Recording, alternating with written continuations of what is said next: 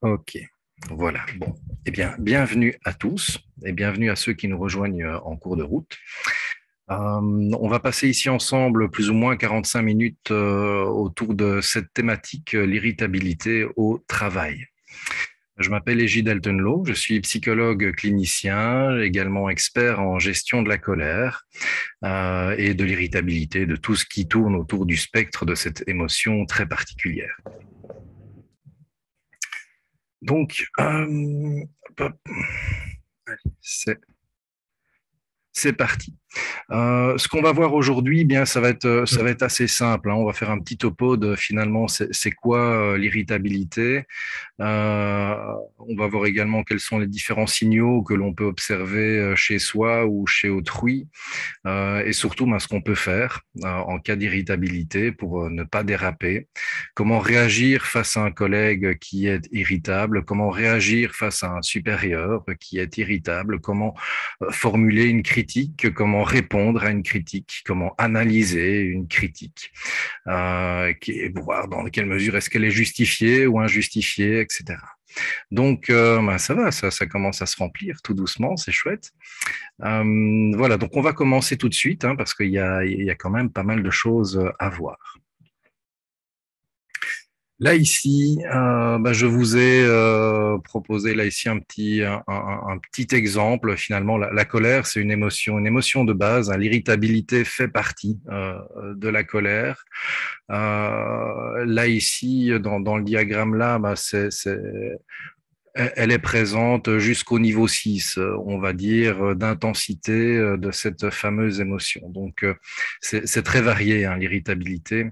Et on va voir un petit peu, finalement, c'est quoi toutes les autres émotions, parce que bon, on dit irritable, mais on peut pas tout caser dans l'irritation ou de l'ennui ou de la contrariété.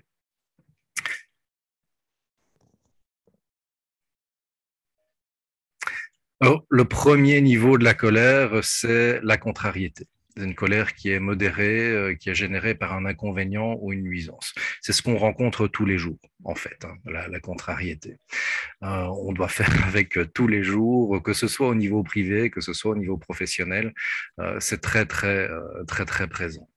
La plupart du temps, soit on va essayer de la supprimer, soit on va essayer, on ne va rien dire, mais on va bien voir qu'on râle un peu, ou bien on va entrer dans un comportement passif-agressif. En général, ça se résout en quelques heures, hein. Mais ce qui est important par rapport à la contrariété, c'est qu'il ne faut pas la nier. Si vous la niez, eh bien, ça peut amener à des niveaux de colère bien plus élevés et qui pourraient être réellement problématiques, que ce soit au niveau de vos relations, mais également par rapport à votre emploi, en fait, hein. Donc, ça m'arrive régulièrement d'entendre des gens que je suis en consultation individuelle ou de groupe qui, à un moment donné, disent, voilà, j'ai encore déconné, j'ai perdu mon emploi. Donc, c'est important. L'irritabilité, c'est vraiment le premier échelon. C'est là que tout peut se jouer. C'est là que vous pouvez encore avoir du choix. Il y a différentes techniques de gestion cognitive, de restructuration de la pensée, de prise de distance qui peuvent être utilisées à cet endroit-là. Pour tout ça, je vous invite surtout à aller voir dans ce bouquin-là, Gestion de la colère, que vous trouverez sur Amazon, qui est rempli de plein de conseils et d'astuces pour travailler ce premier niveau de contrariété. Ensuite, on a la frustration. La frustration, c'est une réponse à un échec répété, à ne pas pouvoir dépasser un obstacle. Ça peut aller relativement haut, hein, la frustration. Et là, ici, sauf le fait de se disputer physiquement avec autrui, on observe en général tout type de comportement à ce niveau-là. Pour travailler la frustration, eh bien, là, ici, c'est principalement de l'acceptation qu'on va utiliser. L'acceptation, qu'est-ce que c'est? C'est pas de la résignation, hein, c'est vraiment un travail personnel de dire, OK, ça va, c'est comme ça. Et puis, on essaye du mieux qu'on le peut de tourner la page. Maintenant, je sais bien que ce n'est pas toujours possible. C'est pas toujours faisable et donc parfois il faut se faire aider, avoir un petit coup de main pour pouvoir aller de l'avant par rapport à une frustration répétée. Le problème de la frustration, c'est vraiment qu'elle est répétée. Donc à un moment donné, on a l'impression que notre avenir est bouché, qu'on n'arrivera pas à dépasser ça. Donc voilà, à un moment donné, il faut prendre une autre voie. La colère argumentative, qu'est-ce que c'est que ça? C'est une tendance à avoir des mots avec autrui, à lui envoyer allègrement des noms d'oiseaux ou à en recevoir. Au niveau du spectre de la colère, c'est la plus fréquente, en tout cas la plus visible. Le problème, c'est qu'elle peut être très destructrice, tant pour vous, par rapport à votre situation, mais également par rapport à vos relations.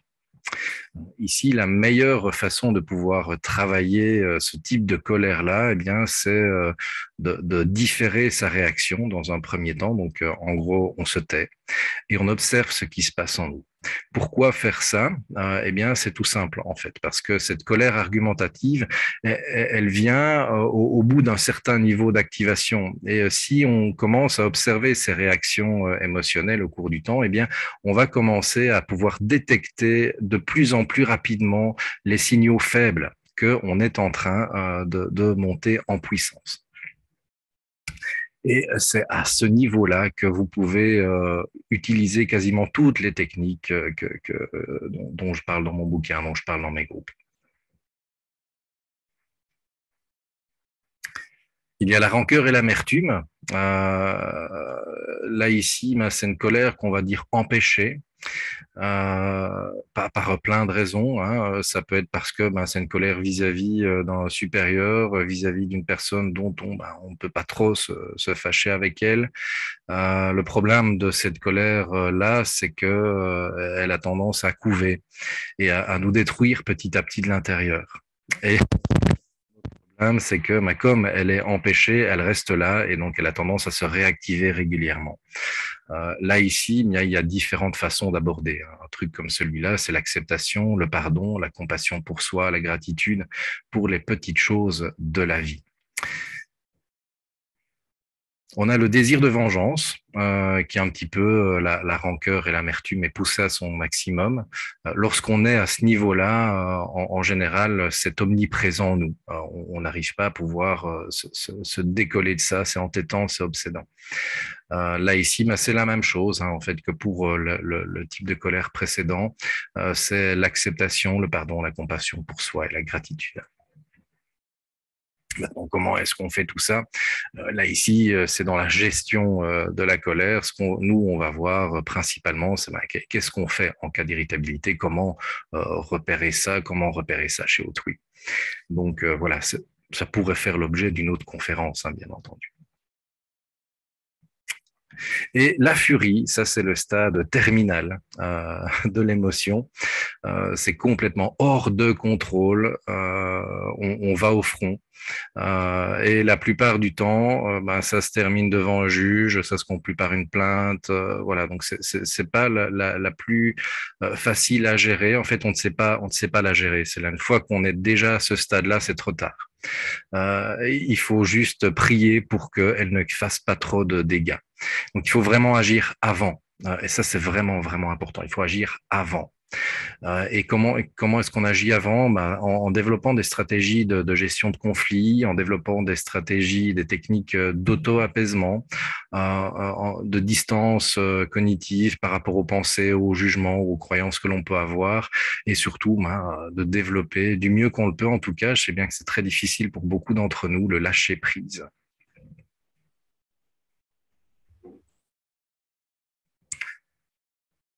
Ce qui va être important ici de différencier, c'est, on parle de colère, on parle d'irritabilité. En fait, ce qui est important de distinguer, c'est le ressenti et le comportement. Le comportement, c'est l'agressivité. Même lorsqu'on est à un très faible niveau d'irritabilité, eh bien, inévitablement, notre comportement a des tendances agressives. Le ressenti, c'est la sensation intérieure de la colère ou de l'irritabilité. C'est la chaleur, la tension ou encore le niveau d'énergie qui est un petit peu plus important. Dites-vous bien que votre ressenti ou celui de l'autre, hein, il est toujours justifié. Et pourquoi? Parce que en fait, ça dépend de nos interprétations et de la façon dont chacun va vivre les événements. Et ça, il n'y a pas une façon de vivre les événements. Il y a autant d'interprétations qu'il y a de personnes là ici dans cette salle, et chacune est justifiée en fait. Mais vraiment, et c'est un point de départ qui est vraiment important. Euh, L'autre élément important là-dedans, c'est qu'en fait, c'est justifié, mais depuis nos interprétations. Et nos interprétations ne sont pas des réalités. C'est juste un jugement que l'on a sur une situation. Et on n'a pas accès à toutes les informations, on n'a pas accès également au ressenti de l'autre. Et donc, finalement, nos interprétations ne concernent que nous. Même si, lorsqu'on les a et qu'on ressent cette chaleur à l'intérieur de nous, on a l'impression qu'on est dans le juste, qu'on est dans le vrai, que l'autre se trompe, euh, mais ça, ce n'est que les effets secondaires, on va dire, du ressenti de colère. Le comportement, qui est l'agressivité, lui, par contre, est très souvent problématique. Il est problématique parce que nous sommes dans une société où on a posé un tabou majeur sur la colère, l'irritabilité, etc. Donc on doit toujours être zen, on doit toujours être poli, on doit toujours être compréhensif, on doit toujours être bienveillant, on doit toujours envoyer les toujours à la merde en fait. Donc c'est extrêmement difficile dans notre société, mais dans toutes les sociétés finalement actuellement, de vivre avec cette émotion particulière à l'intérieur de nous-mêmes à un faible niveau lorsqu'on est encore cas de l'ennui ou de l'irritabilité. Alors, pourquoi est-ce que c'est important d'essayer de contrôler ces comportements? Eh bien, c'est tout simple en fait. C'est parce que l'irritabilité, comme toutes les émotions, en fait, suit un certain cycle interpersonnel. Nos émotions vont nous influencer mutuellement dans une direction qui est commune. En gros, si je suis irritable, celle-ci va se propager autour de moi. Si j'observe quelqu'un qui est irritable, eh bien, je vais tendance à devenir un petit peu plus irritable. Et donc, vous voyez, c'est un peu le serpent qui se mord la queue, hein. Je suis irritable, l'autre perçoit mon irritation, il devient irritable, je perçois l'irritation de l'autre, je redeviens irritable, etc., etc., etc. Donc, le premier élément à faire, c'est si, vous ressentez les signaux faibles de l'irritabilité, eh bien, essayez du mieux que vous le pouvez de commencer par respirer tranquillement, essayez voilà, du mieux que vous le pouvez d'essayer de gérer ça. Si vous voyez quelqu'un qui est irritable aussi de son côté, eh bien, vous aussi, faites un petit peu de prévention et essayez de diminuer votre niveau d'activation du mieux que vous le pouvez. Alors, quels sont les signaux de l'irritabilité chez soi? Comment est-ce qu'on peut observer ça chez soi? Eh bien, il y a d'abord au niveau corporel. On va observer des tensions au niveau du visage, du front, des sourcils, peut-être de la chaleur ou encore un niveau d'énergie un petit peu plus important. Au niveau cognitif, on va observer qu'on pose des jugements sur autrui. On va faire des procès d'intention, même si tout ça peut paraître très très juste lorsqu'on les fait, ça reste quand même des procès d'intention. On va tomber dans ce que j'appelle les mots prison, qui sont les toujours, les jamais, les comme d'habitude, etc., etc. Et ça, ça n'est jamais bon pour apaiser votre irritabilité. Et au niveau comportemental, eh bien, on va être un petit peu plus agité, on va être un petit peu plus brusque, un petit peu plus distrait, tout simplement parce que, là ici, je vais vous le montrer, mais je ne pense pas que vous le verrez bien. Rapprochez-vous de ma petite tête.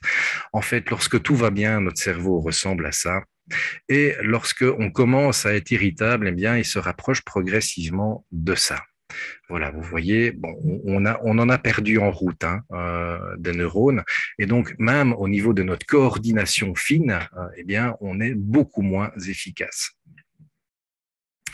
Pour une meilleure gestion du coup de l'irritabilité chez nous, eh bien, il est nécessaire, de bien connaître nos signaux personnels d'irritabilité, de s'entraîner à les observer lorsqu'ils apparaissent. Pourquoi? Tout simplement, comme je vous l'ai dit tout à l'heure, en observant très régulièrement ces signaux, en n'y réagissant pas, bien entendu, eh bien, vous allez développer une conscience qu'on appelle la conscience interoceptive. C'est votre conscience de ce qui se passe en vous, des sensations qui sont présentes.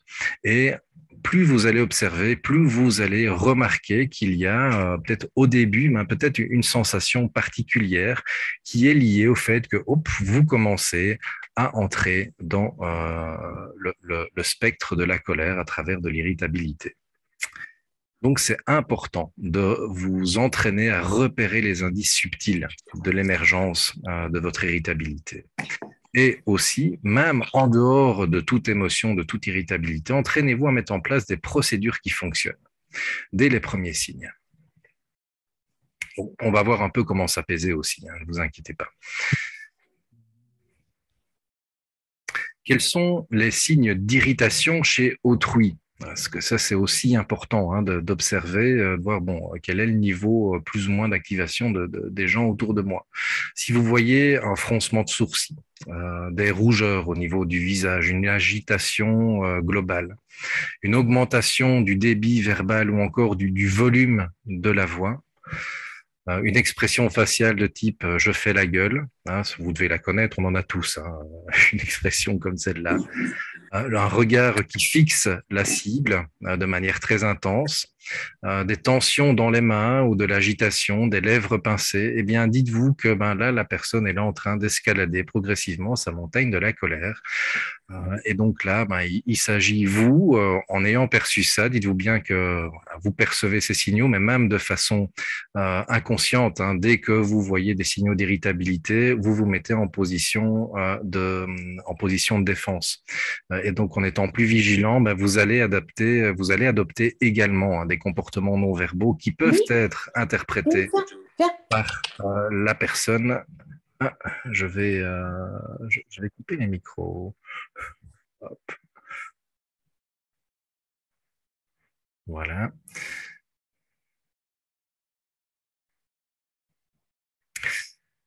Donc, qui peuvent être interprétés par la personne comme étant une attaque. Je sais que c'est particulier. On se dit, mais pourquoi est-ce qu'on est si bête que ça, nous, les êtres humains? Eh bien, parce que la réponse est dans la question, en fait. C'est qu'au niveau émotionnel, en fait, on est des grands couillons. Donc, on est basé, notre leitmotiv émotionnel, principalement, c'est la peur. La peur de l'autre, la peur d'être agressé, la peur de mourir, la peur de... toutes ces peurs-là, la peur d'être seul, la peur que finalement il n'y ait aucun sens dans cette vie, etc., etc. Mais tout ça, en fait, c'est ce qu'on appelle les questionnements existentiels que tous les êtres humains rencontrent à un moment donné dans leur vie. Et tout cela est basé principalement sur une émotion particulière qui est la peur. Et donc, si on voit ça, inévitablement, pouf, notre émotion fondamentale va s'activer, c'est la peur. Et pour essayer de se protéger, qu'est-ce qu'on va faire? On va se mettre en position soit de défense, soit d'attaque, parce que les deux fonctionnent bien. Ça va dépendre de nos habitudes interactionnelles.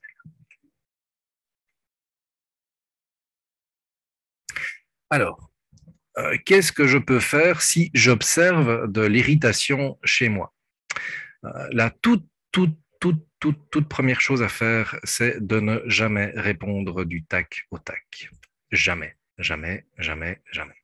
Prenez un temps de pause. Comptez mentalement jusqu'à 30, faites la liste des nombres premiers jusqu'à 100, parlez plus lentement, prenez le temps de répondre, prenez le temps aussi d'évoquer les faits, uniquement les faits, et de ne pas rentrer dans des jugements parce que ceux-ci vont être colorés émotionnellement par ce que vous êtes en train de ressentir.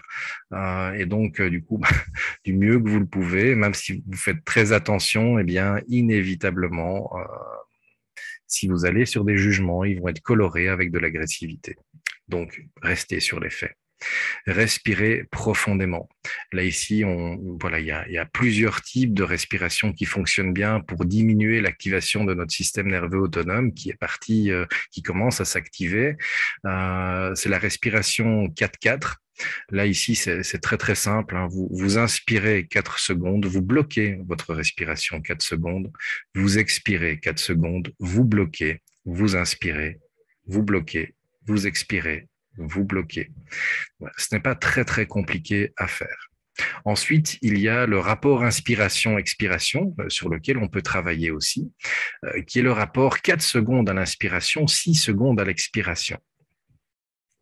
Pourquoi expirer plus longtemps que d'inspirer? Eh bien, en fait, lorsque vous expirez, ça c'est un phénomène naturel, physiologique, c'est automatique, votre rythme cardiaque a tendance à diminuer. Si votre rythme cardiaque diminue, eh bien, inévitablement, ce qui va se passer avec, c'est que votre niveau d'activation physiologique va diminuer lui aussi.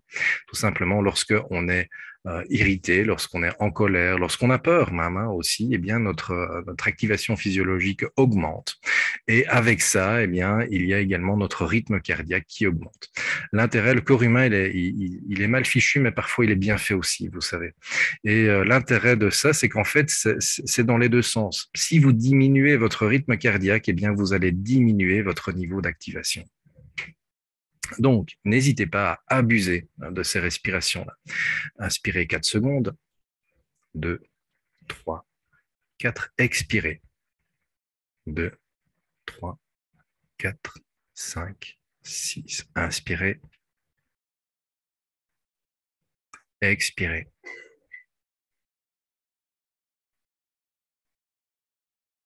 Donc, vous voyez, c'est pas très très compliqué. Il existe des applications dont je ne ferai pas la pub, mais que vous trouverez. Vous tapez cohérence cardiaque sur votre petit système d'application et vous allez trouver des trucs très très sympas. Il y en a une qui commence par Respi, puis quelque chose que je trouve très très bien, qui est gratuite. Donc voilà, et j'ai aucune bille dans l'histoire. Hein, donc voilà, vous pouvez y aller sans trop de problèmes. Et donc ça, c'est au niveau, voilà, comment apaiser votre niveau d'activation. Ensuite, eh bien, vous pouvez aussi, si vous êtes encore à des niveaux faibles d'irritabilité, vous pouvez déjà, enfin en tout cas, essayer de travailler plutôt au niveau cognitif, c'est-à-dire essayer de vous raisonner. Et il y a un truc très très chouette que je propose de faire, c'est un truc en 3 étapes. Je me pose en général ces 3 questions lorsque quelqu'un commence à me saouler un peu. C'est et s'il avait raison aussi. C'est le aussi. Hein. Donc vous avez raison de base, hein, comme ça au moins vous ne vous aplatissez pas. Mais s'il avait raison aussi, qu'est-ce qui dans mon comportement pourrait aussi provoquer ça? Et imaginons qu'il n'est pas forcément que con ou que conne. Voilà, quelles pourraient être les raisons de tout ça? Ça fonctionne bien à des niveaux faibles. C'est-à-dire, voilà, si on reprend le spectre de la colère, eh bien, jusque 3, 4, ces techniques-là fonctionnent assez bien. Après, on est tellement engagé dans le truc que ça devient très, très difficile. Voilà, lorsqu'on se pose ces questions-là, notre esprit étant bien aiguisé, bien chauffé, il va trouver des réponses qui vont faire qu'amplifier les choses. Donc là, ici, le mieux, c'est de continuer à respirer de manière à diminuer votre niveau d'intensité.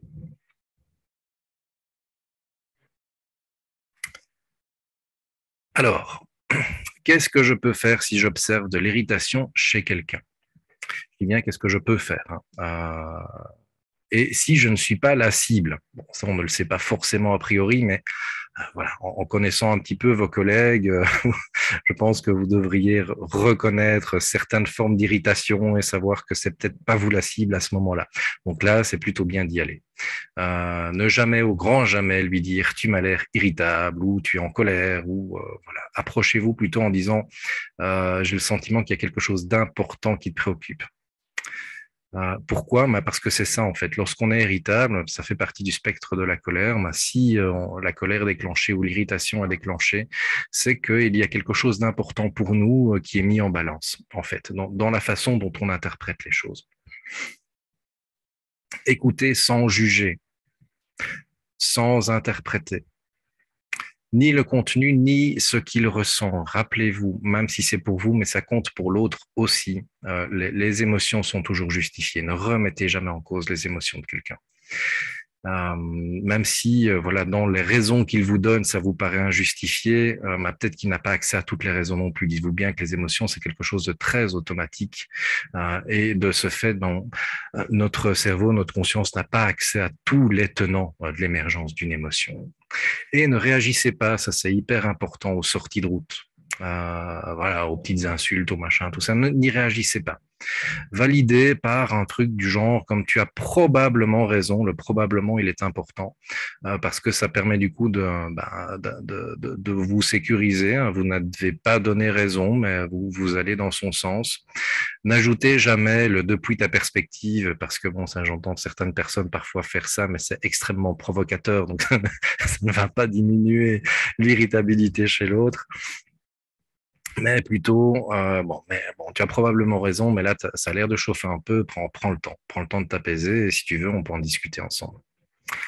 Voilà, ça, c'est le mieux que vous puissiez faire pour aider quelqu'un à diminuer son niveau d'activation. C'est un qui se sente compris, écouté, entendu, validé. Voilà, c'est le mieux que vous puissiez faire. Alors, que faire si c'est moi qui suis la cible de l'irritation d'autrui? La toute première chose, c'est prenez le temps de vous apaiser. Rappelez-vous le circuit de la colère, hein. Prenez vraiment le temps de vous apaiser dans un premier temps, de vous sentir zen, relax. Si vous n'êtes pas zen et relax, n'y allez pas. N'y allez pas non plus avec un grand sourire, plein de bienveillance, parce que voilà, allez-y, mais de façon prudente. Parce que le fait d'y aller avec plein de positivité, ça, lorsque quelqu'un est irritable, en tout cas qui manifeste ces signaux, déjà vous savez pas à quel niveau il est dans le spectre de la colère, et s'il a atteint un certain seuil, tout comportement même bienveillant peut être perçu comme étant une agression, ou le fait que vous vous moquez de lui, ou encore toute autre interprétation possible. Donc allez-y prudemment. Évitez le ah ben t'as l'air en colère, t'as l'air irritable, etc. Du mieux que vous le pouvez, excusez-vous de l'état émotionnel dans lequel il se trouve, même si en soi, hein, il y a très peu de chances que ce soit votre responsabilité, hein. En tout cas, faites preuve d'empathie par rapport à ce qu'il ressent. Ne répondez jamais aux sorties de route, jamais, jamais, jamais, jamais. Parce que ça, ce ne sont que des hameçons, hein. Même si vous avez envie de répondre, c'est que les sorties de route vous hameçonnent vous, mais n'y allez pas parce que c'est des hameçons du conflit. Validez les ressentis sans juger les comportements. Voilà. Donc, si vous voyez ça, c'est le mieux que vous ayez à faire.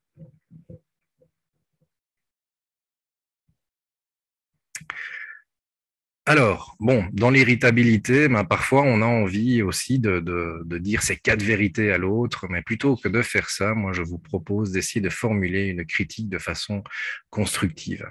Et là, il y a un petit truc mnémotechnique très très chouette qui vient des thérapies cognitivo-comportementales qu'on appelle la méthode DESC. Le premier, le D, c'est décrire les faits. Bon, c'est bien entendu, c'est notre sélection subjective, hein, ce que nous, on a observé. Il y a peut-être d'autres choses. Et différencier bien le jugement du fait. Si vous avez un jugement du genre, tu fais toujours ça comme ça, ou alors voilà, tu es en colère, ou tu es chiant, ou voilà. Mais dites-vous bien, qu'est-ce qui vous fait dire ça? Quels sont les faits observables, les comportements que vous observez? Et lorsque vous décrivez les faits, décrivez ce que vous observez. Imaginez que vous faites le script neutre de ce qu'une caméra de surveillance peut observer. Point. Et n'allez jamais au-delà. Ne mettez jamais des intentions, ne mettez jamais des jugements dedans. C'est très difficile, hein, donc ça demande un petit peu d'entraînement pour y arriver, mais déjà là, si vous arrivez à faire ça, c'est déjà une très très bonne base pour la suite. Ensuite, exprimez votre ressenti, parlez en jeu. Plutôt que de dire à quelqu'un tu me fatigues, dites-lui plutôt je suis fatigué de utiliser un vocabulaire propre. Plutôt que de dire je suis ulcéré par, donc vous voyez bien la coloration émotionnelle du truc, hein, dites plutôt je suis désappointé. Bannir les mots absolus, les jamais, les toujours, les comme d'habitude, etc. Oui, mais la liste est extrêmement longue, hein. Mais vous les connaissez, hein, ces mots absolus, hein. Ce sont les mots, lorsqu'on les utilise avec vous, vous dites bah, non, c'est pas vrai.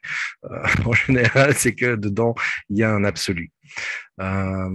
Et du mieux que vous le pouvez, eh bien, voilà, essayer de distinguer les émotions primaires des émotions secondaires.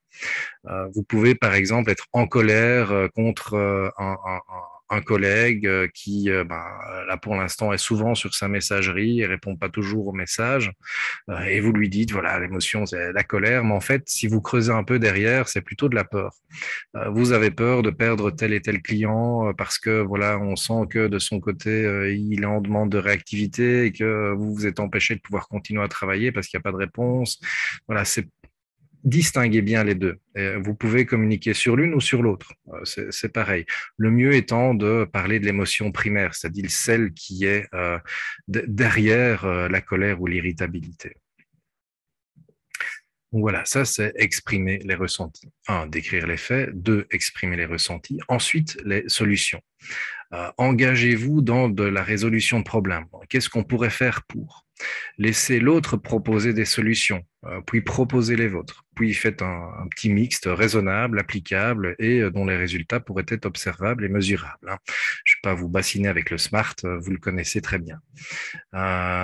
Prévoyez les échecs. Parce que c'est qu'il y a un truc qu'on ne fait rarement, c'est de prévoir que ça va se casser la gueule, nos petits montages. Et donc là, faites-le, prévoyez les échecs et les moyens de revenir vers les solutions choisies. Dans les études qui touchent à la procrastination, en fait, c'est la seule méthode viable.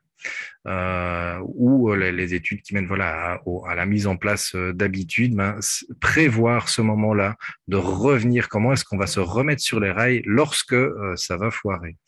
Donc ça, c'est hyper important à prévoir dans votre proposition de solution.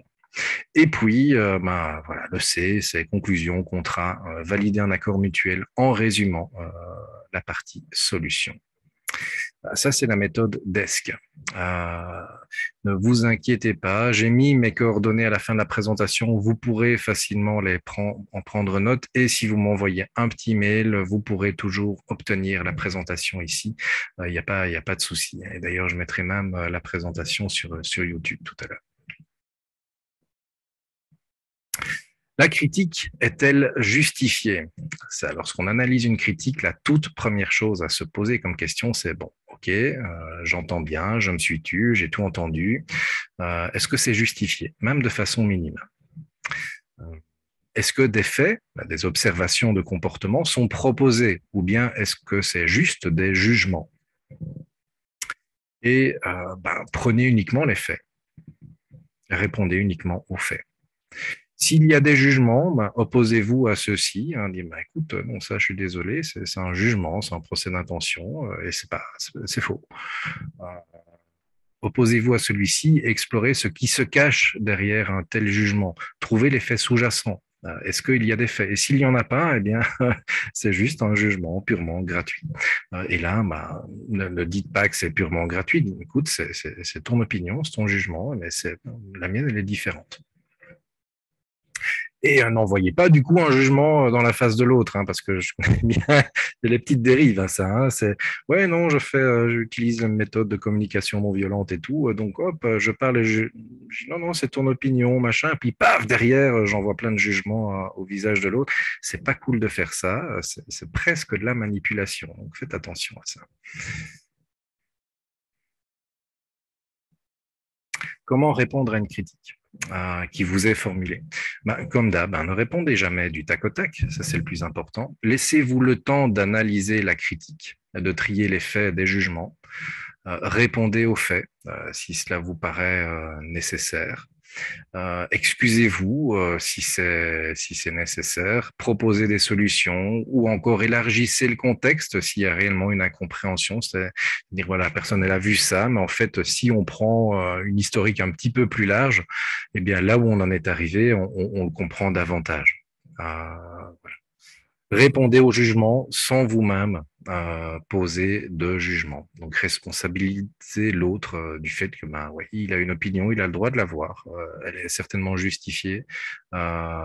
Et vous, vous en avez une autre qui est également certainement justifiée. Et restez zen, du mieux que vous le pouvez en tout cas.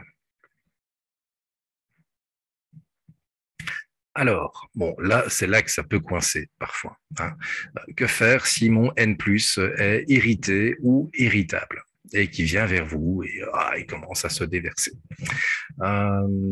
Déjà, taisez-vous et laissez-le parler jusqu'au bout, jusqu'au bout. Prenez les faits, uniquement les faits. Reformulez-les pour vous assurer que vous avez bien compris. Donc, en gros, ce que tu es en train de me dire, c'est voilà, tu me fais un reproche par rapport au fait que ce document n'ait pas été délivré. Okay. Ou par rapport au fait que voilà, dans la base de données, il y a des infos qui ont été effacées. Si la critique est justifiée, assumez votre responsabilité. Quoi, hein. Ne commencez pas à nier, assumez. Excusez-vous et explorez les pistes de réparation possibles. Si la critique est injustifiée, niez clairement et répétitivement votre responsabilité. C'est ce qu'on appelle la technique du disque rayé. Si c'est pas vous, c'est pas vous. Et à chaque fois que voilà, l'autre va dire oui, mais si, mais tu étais présent, on a vu que tu étais connecté, machin. Dites non, excuse-moi, à cette période-là, je n'étais pas présent, je n'étais pas connecté, je travaillais sur autre chose. Ce n'est pas moi qui ai effacé les données dans la base de données, par exemple. Répétez votre négation de votre responsabilité systématiquement à chaque fois.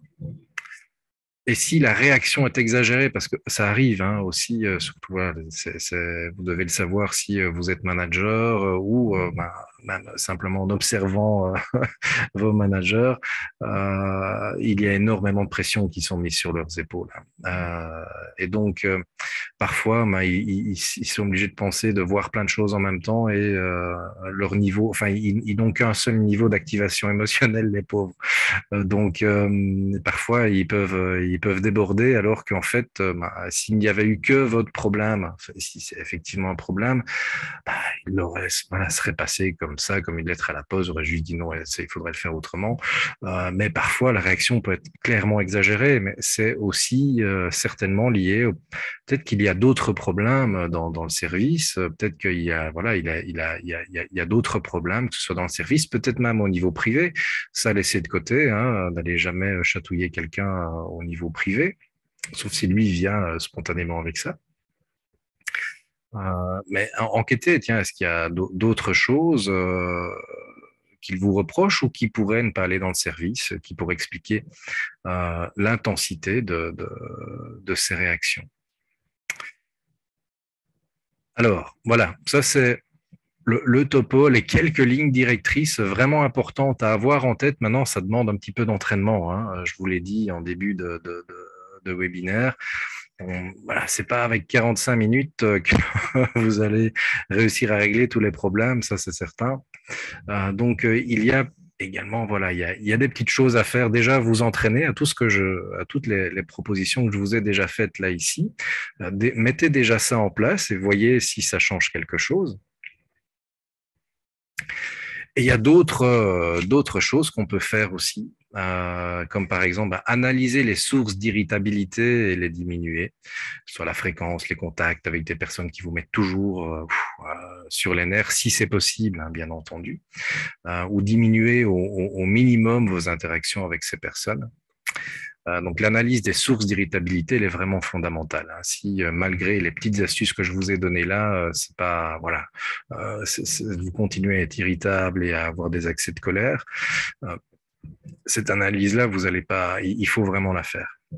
Préparez-vous avant d'entrer dans une situation source d'irritabilité à travers un exercice de respiration, une petite méditation de protection, etc., etc. Il y a plein d'outils que vous pourrez trouver sur Internet pour ça. Et là, ici, c'est hyper important, j'en ai parlé au tout début, hein, mais c'est vraiment fondamental. Connaissez vos indices somatiques du déclenchement, du début de l'irritabilité. C'est à ce moment-là que vous pouvez mettre des choses en place pour diminuer votre niveau d'activation. Donc, connaître ces indices, c'est bien, mais s'être entraîné en amont à plusieurs stratégies adaptées au contexte, parce que voilà, on ne sait pas forcément faire une méditation en pleine réunion, hein, c'est pas forcément faisable. Il y a d'autres stratégies qui peuvent être utilisées, comme par exemple, voilà, si quelqu'un intervient dans une réunion alors que vous êtes en train de présenter, donnez-lui la parole. Euh, Essayez quand même d'écouter un petit peu ce qu'il raconte. Et si vous sentez que le truc est en train de monter, voilà, donnez-lui la parole et comme ça au moins vous n'êtes pas obligé de parler. Et vous pouvez essayer de vous mettre dans un cycle respiratoire, 4 secondes à l'inspiration, 6 secondes à l'expiration ou 4-4. Le 4-4 est plus visible, hein, mais le 4-6, ça fonctionne bien. Ça fonctionne bien. Il y a aussi la possibilité de suivi individualisé. Bon, il me reste plus que 2 places, mais ça part vite, attention. Ou encore les suivis de groupe. Le prochain groupe débute en avril et ça, vous trouverez l'information sur mon site www.psyris.be. Et je voulais terminer cette petite présentation par une personne que, voilà, je suis pas catho, mais voilà, parfois les papes, ils ont, ils ont des petits éclairs de génie comme ça. Ceci, je trouve, voilà, pour moi, c'est le mot de la fin doit revenir au pape Jean XXIII, qui dit qu'on doit distinguer entre l'erreur toujours à rejeter et celui qui se trompe, qui garde toujours sa dignité de personne et son droit à l'amour. Ça, c'est fondamental. Gardez bien ça en tête. La personne doit toujours, voilà, elle est toujours digne dans ses émotions, et elle mérite la dignité, même si elle fait une erreur. Et vous aussi, hein, vous savez, rentrer dans du comportement agressif, eh bien là, vous mettez à mal un peu votre propre dignité. Donc, essayez de garder ça en tête, la dignité, la vôtre déjà. Et même si l'autre attaque votre propre dignité, c'est rien. La seule personne qui doit respecter sa dignité, c'est vous. Si l'autre ne la respecte pas, c'est pas votre problème. Et être une personne digne, eh bien, c'est également respecter la dignité de l'autre. Voilà, bon, comme pour toute chose, il faut un petit peu de pub, hein, donc les 3 bouquins que j'ai écrits actuellement. Je travaille sur un 4e et un 5e est en projet aussi. Donc, il y a la gestion de la colère que je ne peux que vous conseiller dans cette thématique-là, mais il y a également d'autres bouquins. Si vous êtes intéressé par voir comment est-ce qu'on profite un peu de la nature et les 50 exercices de l'écothérapie, ou alors Respire, qui parle beaucoup du sens, de la théorie polyvagale, de la cognition incarnée, etc. Donc, c'est voilà une sorte de recueil sur base de RESPIRE. Donc, on va parler de la respiration, mais des sensations, de l'exploration de l'environnement, de l'intention, des relations également, de l'engagement comportemental, des valeurs, etc. Donc, c'est voilà, c'est un chouette petit melting pot de plein de choses, Respire. Et pour me contacter, eh bien, voilà, vous avez 2 moyens. Je mets pas mon numéro de téléphone parce que je suis rarement près de lui. Et lorsque je suis près de lui, en général, il est en mode avion parce que je suis en consultation ou en animation. Donc, égide, @psyris.be et mon site, c'est www.psyris.be. Voilà, je vais passer la parole aux organisateurs de ce webinaire. Alexandre. Vous m'entendez? Tu m'entends? Allô, vous m'entendez? Oui, on t'entend. Je vais de ma vidéo aussi. Clore le diapo. Oui. Voilà, comme Je ça. peux partager mon écran ou bien c'est compliqué? Ok. Voilà. Voilà, je voulais juste partager. Donc, ce webinaire était effectivement dans le cadre aussi en partenariat avec un Égide, qui est aussi non seulement gérant de Psyris, mais également cofondateur d'Evoluno, voilà, qui est à la fois dirigé auprès des utilisateurs parmi nos clients, dont certains sont présents, mais également qu'on a ouvert cette fois-ci à un plus grand nombre de personnes. Donc, pour ceux qui ne connaissent pas Evoluno ou moins bien, donc Evoluno propose, là je vais aller rapidement là-dessus pour terminer, un outil d'auto-apprentissage qui contient des parcours à faire pour apprendre justement à gérer mieux sa colère, par exemple, gérer mieux sa interaction avec les autres, mais également des exercices rapides. Il y a aussi des exercices de respiration dans l'outil qui sont présents, donc qui sont disponibles pour nos clients via un abonnement et de manière à ce que chaque employé, chaque membre du personnel puisse avoir accès à cet outil et qui peut rediriger vers des thérapeutes de manière digitale. C'est-à-dire qu'en fonction des besoins, des préférences de chaque personne, on va trouver vraiment la meilleure personne de manière semi-automatisée ou automatisée et s'assurer qu'on a vraiment le bon match et quelque chose vraiment d'efficace. Et ce qu'on fait aussi avec nos clients, c'est des campagnes d'activation permanente, ce qui permet à chacun de garder à l'esprit des nouvelles techniques, des nouvelles idées sur des sujets comme le sommeil, l'activité physique. Là, on a fait encore une session sur les bonnes habitudes, comment est-ce qu'on prend une habitude, comment est-ce qu'on la garde, qui est un sujet assez populaire. Et donc, cette triptyque, en fait, et le monitoring qu'on fait en plus, permet de s'assurer qu'on a vraiment une transformation totale et du bien-être mental et vraiment d'avoir de moins en moins de burn-out, de gens qui partent, de frustration, de colère, etc. et avoir un engagement positif d'un maximum de collaborateurs. Donc, vous avez plus d'informations sur notre site evoluno.com. Vous pouvez nous envoyer un petit email si j'ai mis l'adresse générique, c'est plus facile que la mienne avec alexandre.vandermerch @evoluno, donc hello@evoluno.com et ça arrive chez moi. Et donc voilà, pour ceux que ça intéresse, pour leur organisation, on sera ravis d'en discuter et on travaille déjà avec des organisations qui couvrent un total de 70 000 employés en Belgique. Et donc, on est voilà, ravis évidemment de pouvoir travailler avec d'autres entreprises pour les aider sur ce sujet extrêmement important. Donc, je voulais vous remercier tous. Je ne sais pas si on a encore un peu la place pour des questions. Je ne sais pas si dans le chat, il y avait des questions pour ceux On qui n'est le... pas vu. Et j'en ai pas vu non plus, mais si vous avez... j'ai quand même un point de question. Oui, non. Donc, il n'y a pas de questions. Donc, je pense qu'on peut... Visiblement, c'était soit très clair, soit... Non, mais là, on dirait que les gens sont restés jusqu'au bout, donc c'est probablement, ça devait être clair. Et donc voilà, on est ravis. Merci beaucoup à Agit pour ce webinaire très intéressant sur les interactions. C'est qu'une partie évidemment du sujet, hein. Il y a encore énormément de choses à dire. C'est vraiment une des sources principales aussi de mal-être en entreprise, hein. C'est les interactions avec les autres et sans forcément parler de harcèlement ou de choses très graves.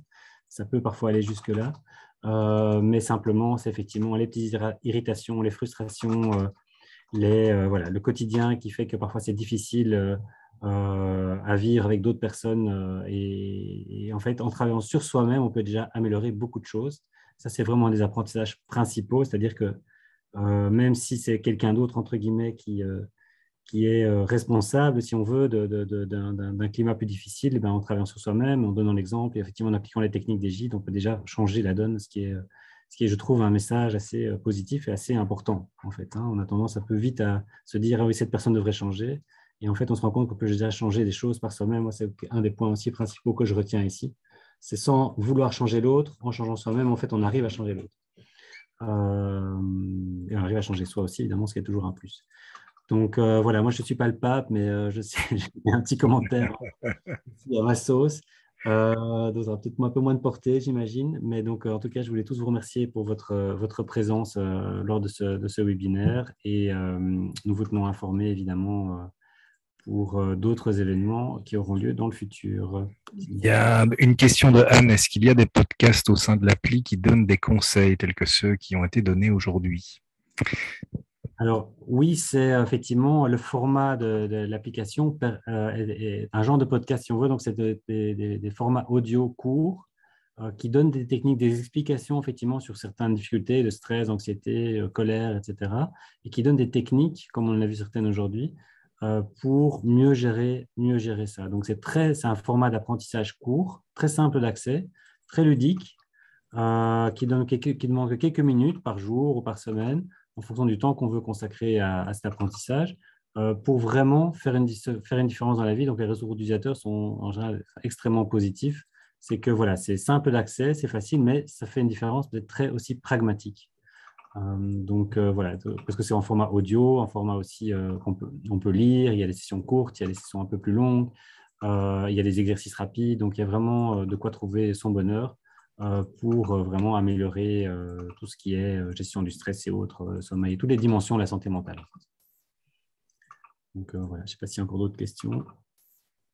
Est-ce que vous On organisez organise des jeux de rôle mis en situation pour s'entraîner. Ben, Victoria, tu le sais bien. Si c'est bien la Victoria à laquelle je pense. Oui, oui, c'est moi, c'est J'organise moi. des groupes. Donc, j'organise des groupes thérapeutiques qui sont basés un peu là-dessus aussi, avec des sessions d'entraînement, en effet. Ok, super. Bah, s'il n'y a plus de questions, alors je propose qu'on en arrête, qu'on s'arrête là. Donc, merci à tous pour cette participation. Merci spécifiquement à Egide aussi pour son animation et le contenu proposé. Et donc, je vous donne rendez-vous. Bah, si vous êtes intéressé par un suivi effectivement personnel supplémentaire via Egide et son site ou une solution entreprise via notre site evoluno.com. Mais dans tous les cas, ou par vous-même, voilà, n'hésitez pas à suivre aussi au minimum notre page LinkedIn ou se connecter à Alexandre Van der Merch sur LinkedIn, se connecter avec moi pour suivre un peu l'actualité et avoir des conseils aussi pratiques que je publie, soit via la page, soit via page personnelle, soit de la page Evoluno. Et on peut s'inscrire aussi à newsletter Evoluno depuis le site avec ce genre de contenu aussi qui arrive de manière régulière. Donc voilà, merci à tous en tout cas. Et je vous souhaite une excellente après-midi déjà presque. À bientôt. Au revoir à tous. Au revoir à tous.